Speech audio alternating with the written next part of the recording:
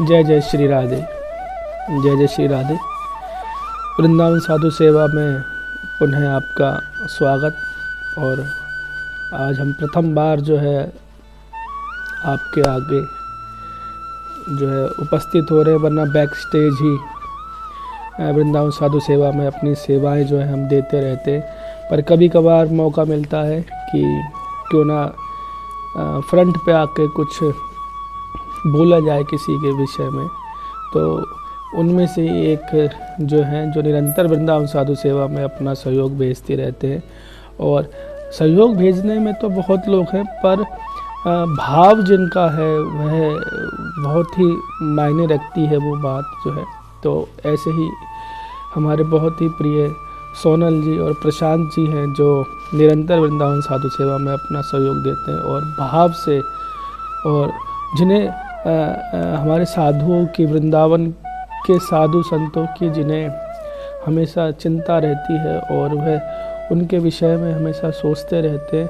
तो बड़ा ही आनंद आता है कि जो लोग, ऐसे लोग जो साधु संतों के लिए सोचते हैं और समय से पहले ही वह अपना सहयोग जो है वृंदावन साधु सेवा में अपना भेजते रहे हैं।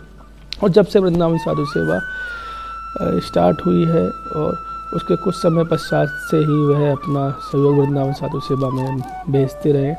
और बड़ा ही आनंद आता है क्योंकि वह खाली साधु सेवा करना ही, केवल फॉर्मेलिटी निभाना ही सब कुछ नहीं होता है। उनके विषय में जानकारी रखना, कब किस चीज़ की कमी है उस विषय के बारे में सोचना, तो यह बहुत ही जो मायने रखता है। तो उनमें से ही हमारे सोनल जी और प्रशांत जी हैं और उनकी माता जी हैं जो वृंदावन साधु सेवा के विषय में हमेशा चिंतातुर रहते हैं।